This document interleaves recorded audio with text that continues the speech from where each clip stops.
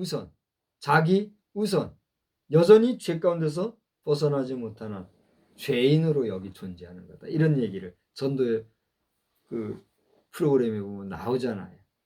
여러분의 중심에 예수 그리스도가 자리하여 예수의 영, 그 성령의 인도함을 받는 성령의 사람들 다 되시기를 주의 이름으로 축복합니다. 더 나아가 우리는 어떤 존재입니까? 바울 사도는 우리는 어떤 사람이라고 그랬어요? 선한 일을 위해 지으심을 받은 존재. 저를 보세요. 저와 여러분은 악한 일을 위해 지으심을 받은 존재여야 할까요? 우리는 악한 일을 위해서 지으심을 받은 존재면 될까요? 안 돼요. 우리는 어떤 존재다? 선한 일을 위해 지음받은 존재다. 여러분은 여러분의 삶을 선한 행위와 선한 행실과 선한 마음과 선한 활동을 하고 있습니까? 아니면 그 역으로 잘못된 활동, 잘못된 생활, 잘못된 생각을 하고 살아가십니다. 여러분은 선한 일을 위해 지음받은 하나님의 선한 백성인 걸 믿으시기 바랍니다. 마지막으로 바울 사도는 뭐라고 그랬어요? 또 10절에 이제 한번 마지막으로 읽고 정리합시다. 우리는 그가 만드신 바라 그리스도 예수 안에서 선한 일을 위하여 지으심을 받은 자니 나같이 이 일은 하나님이 전에 예비하사 우리로 그 가운데서 행하게 하심이라. 하나님의 예비하신 가운데 그 안에서, 누구 안에서? 하나님 안에서, 예수 안에서 행하려고 지으심을 받은 존재가 누구다? I and you. 나, 너, 우리 대한민국이 어떤 나라가 되어야 될까요?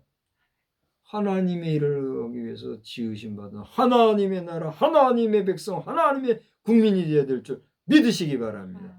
이런 나라에 되고 이 국계가 말이죠. 예? 욕심내고 말이죠. 정치, 군사, 이데올로기 이런 거 가지고 대한민국을 잡아먹으려고 하니 잡아먹을 수 있어요? 잡아먹히는 게 이상하지. 대한민국 안에서도 근데 미안하지만 저 북괴보다도 못한 매국노와 같이 욕심이나 부리고 그렇게 하는 존재들이 있어요, 없어요? 있다는 게 지금 문제예요. 그러므로 여러분 좌우를 돌아봐 가지고 여러분 주변에서 불평 불만이나 하고 믿음 없이 살고 나라 원망하고 지도자 원망하고 세상 한탄하고 감사할 줄 모르고, 성경 말씀에 감사할 줄 모르는 사람은 뭐와 같다 그랬어요? 멸망하는 짐승과 같다 그랬단 말이에요. 이렇게 감사할 줄 모르고 살아가고 그렇게 하면 나라가 되겠어요, 안 되겠어요? 안 되는 거예요.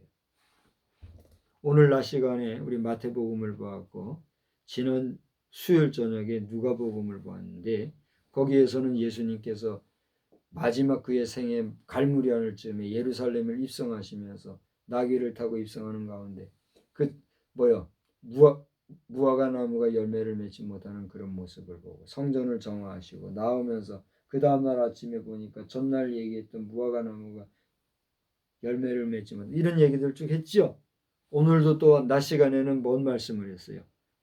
또 그 가운데서 성전을 정화하실 때에 복잡한 그 성전을 우리가 보면서 하나님이 행하시는 의미와 일을 생각한 적이 있죠. 오늘 우리 나라를 생각을 하면 참 하나님의 긍휼히 여기심이 아니면 이 나라가 존재할 수 있을까요, 없을까요? 없는 걸 우리 생각해야 돼요. 지금 물리학자, 자연과학자, 지질학자 뭐 이런 자연과학계통의 전문 기술자들 가운데 백두산을 생각하고 백두산을 돌아보고 백두산을 연구하는 사람들 가운데는 저를 보세요. 불과 얼마 후에 이게 터지게 돼 있다는 거예요. 그 정도로 지금 백두산 지진의 임박함을 얘기하고 있는 게 최근의 동향이에요. 이게 그렇게 되고 안 되고가 문제가 아니라 그게 되고 안 되고 하는 그 위험지구에 살아가는 우리가 이 일을 만나게 됐을 때에 받게 될 영향력이라는 건 어떤 걸까요?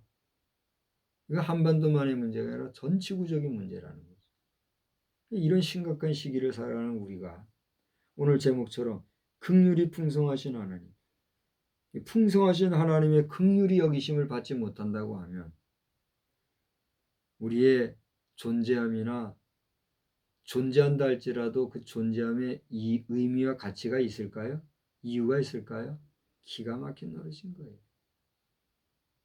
오늘날 이 정말 발달하고 발전한 이 문명, 기술, 문화 시대를 살아가는 우리 대한민국 국민들, 너나 할 것 없이 우리 모두가 이 긍휼에 풍성하신 하나님의 은혜와 자비를 구하면서 오 하나님 우리나라를 살려주시고 우리 국민을 살려주시고 부족한 종을 살려주시어서 죄악 가운데 노출되지 않게 하시고 허물 속에 또다시 빠지지 않게 하시고 대자연의 재앙으로부터 구원받게 하여 주옵소서. 여러분 기도하는 가운데 하나님의 긍휼을 받으시는 우리 모두가 되어야 될 줄로 믿습니다. 오늘 이 에베소서 말씀은 신학적으로는 뭐 교회론이나 뭐 구속론이나 또 뭐 여러 가지 다양한 학문적인 입장에서 하면은 지금 제가 여러분 앞에 말씀이라고 전한 이 내용은 뭐 우스워 보일지도 몰라요. 그러나 내 실존의 문제, 내 생존의 문제, 내 존재함의 문제 앞에서 무슨 학적이고 그런 게 의미가 있어요, 없어요? 없어요.